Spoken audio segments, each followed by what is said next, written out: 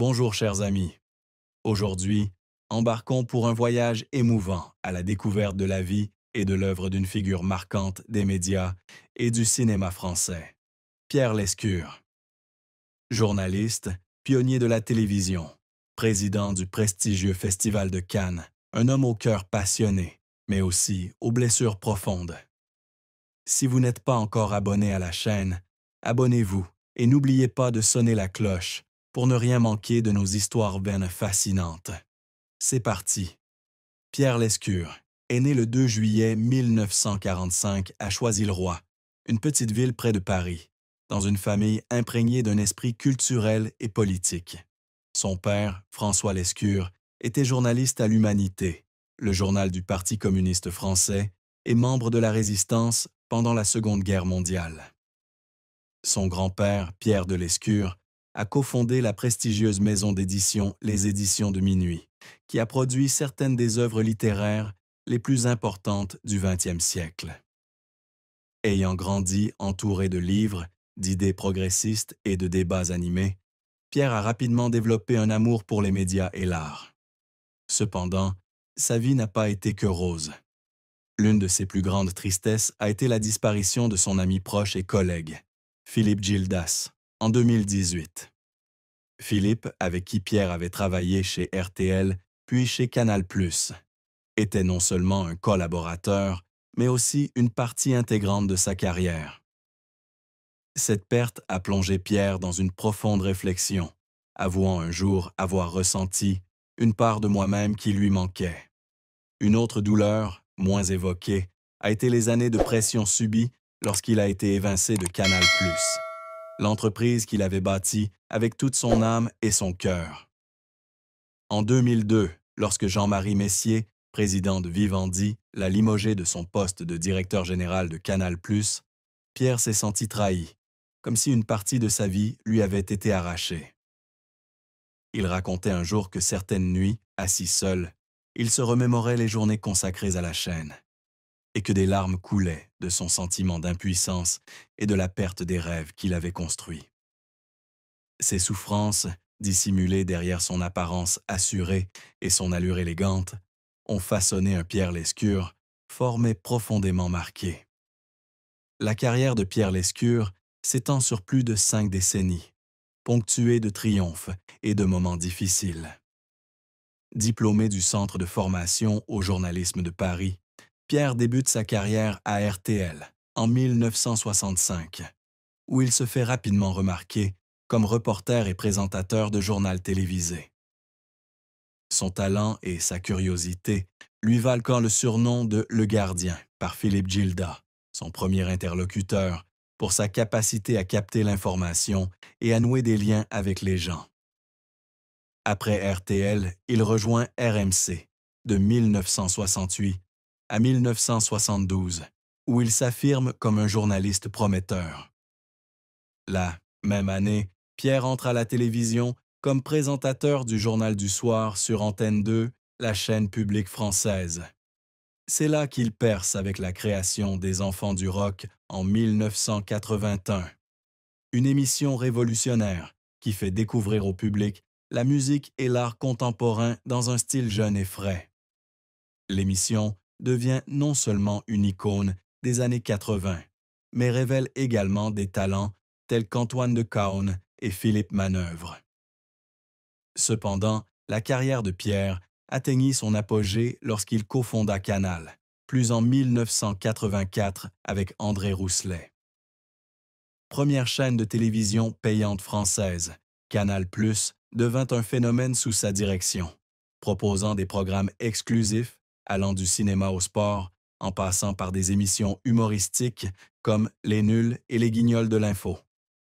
De directeur, puis PDG, puis président en 1994, Pierre transforma Canal+ en un empire médiatique, allant même jusqu'à racheter le club de football du Paris Saint-Germain en 1991. Mais tout ne fut pas simple. La fusion de Canal+ avec Vivendi en 2000 provoqua des conflits internes et le licenciement de Pierre en 2002 fut un choc immense. Il confia un jour avoir pleuré lorsqu'il apprit son licenciement, non pas parce qu'il avait perdu son pouvoir, mais parce qu'il avait le sentiment que l'enfant qu'il avait élevé lui avait été retiré. Pierre a ensuite poursuivi son parcours à la présidence du Festival de Cannes, de 2014 à 2022, où il a dirigé l'événement dans des moments difficiles, notamment la pandémie mondiale. Il est également devenu l'animateur de Beaux gestes sur France 2 à partir de 2023, continuant ainsi à partager sa passion pour le cinéma. Ses efforts inlassables, de la création de Canal+ à la défense de la valeur du cinéma à Cannes, l'ont parfois épuisé, mais il a persévéré, même lorsqu'il a dû parfois ravaler ses larmes pour continuer. Concernant sa vie conjugale, Pierre Lescure a partagé des détails émouvants sur ses relations, notamment avec Catherine Deneuve et Frédéric Fails-Bernstein. Pierre a rencontré Catherine Deneuve, icône du cinéma français, au début des années 80, et ils ont rapidement vécu une histoire d'amour passionnée qui a duré de 1983 à 1991. Bien qu'ils ne soient pas officiellement mariés, cette relation a profondément marqué la vie de Pierre. Il a un jour révélé que Catherine était non seulement sa compagne, mais aussi une grande source d'inspiration pour son amour du cinéma. Cependant, un détail déchirant que Pierre a partagé est celui où Catherine a été victime d'un léger accident vasculaire cérébral en 2019 pendant le tournage. À l'annonce de la nouvelle, Pierre n'a pu retenir ses larmes, inquiet pour la santé de celle qui avait joué un rôle important dans sa vie. Il a dit avoir appelé Catherine dès qu'il a appris la nouvelle, et sa voix faible au téléphone lui a fait mal au cœur. Même s'ils n'étaient plus ensemble, Pierre éprouvait toujours un profond respect et une profonde affection pour Catherine.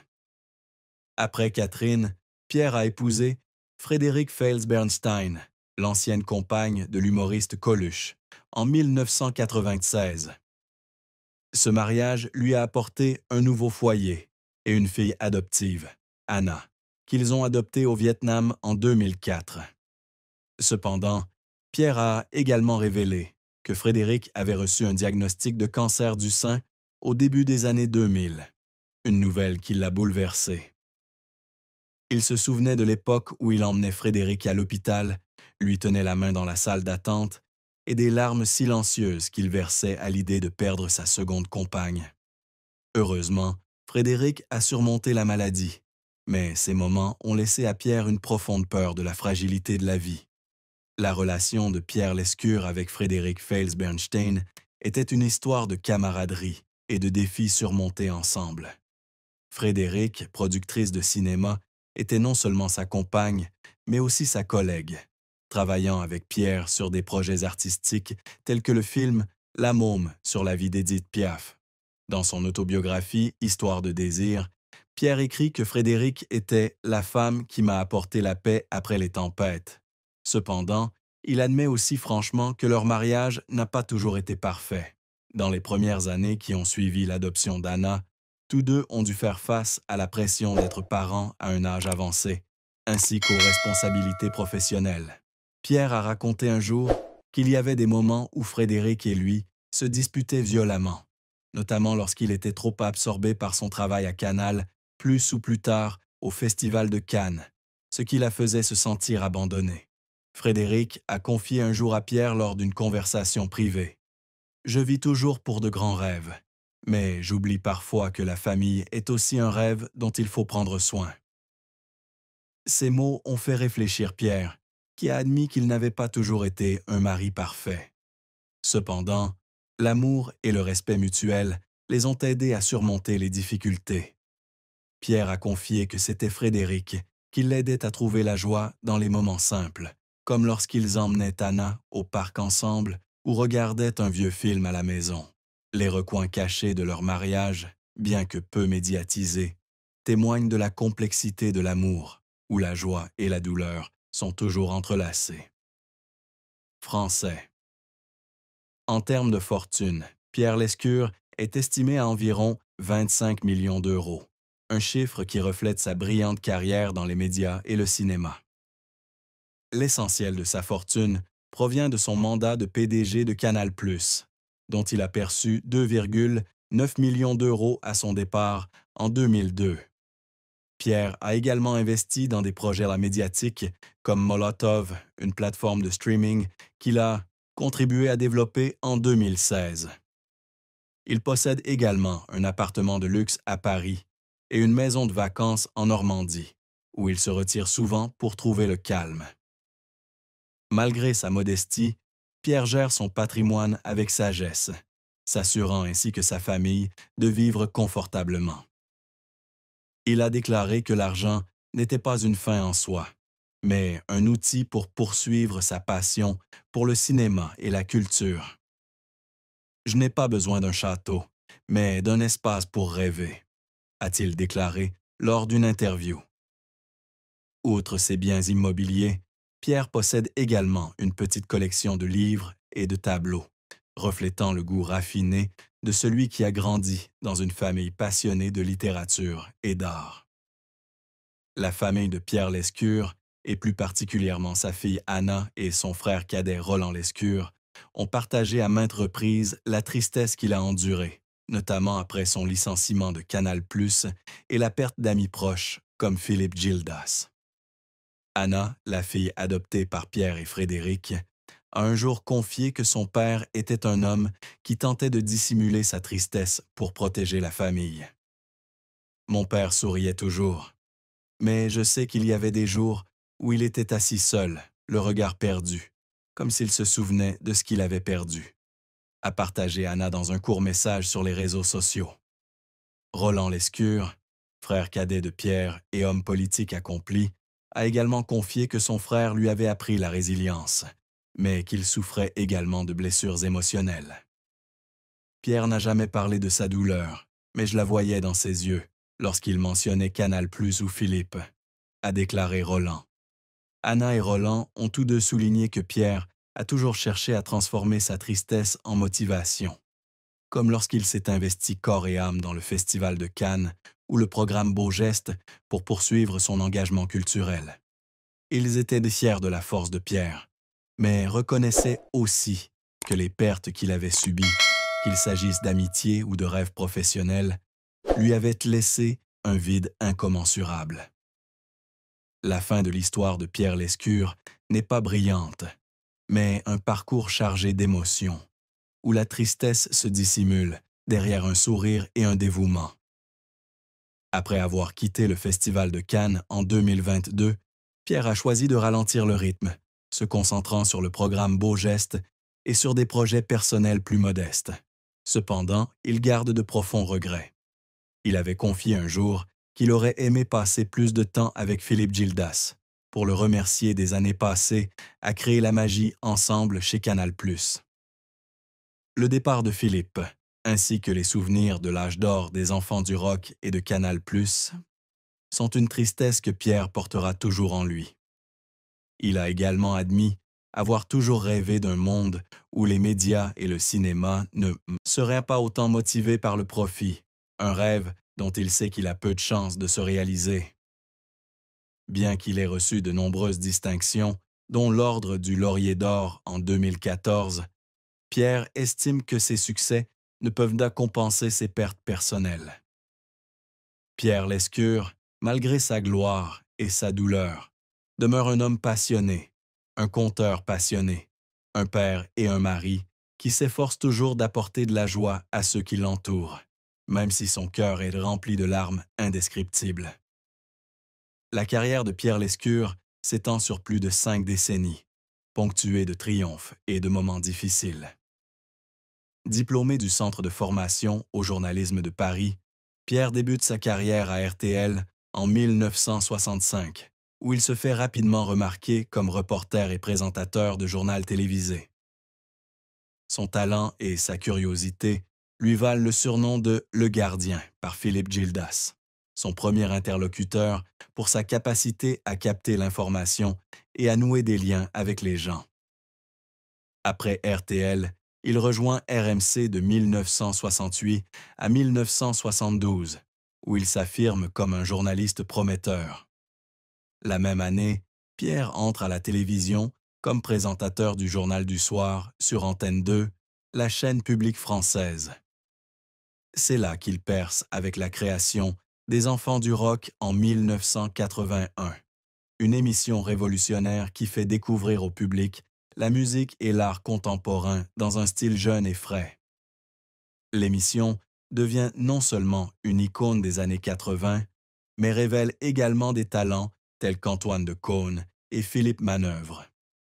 Cependant, la carrière de Pierre atteignit son apogée lorsqu'il cofonda Canal, plus en 1984 avec André Rousselet.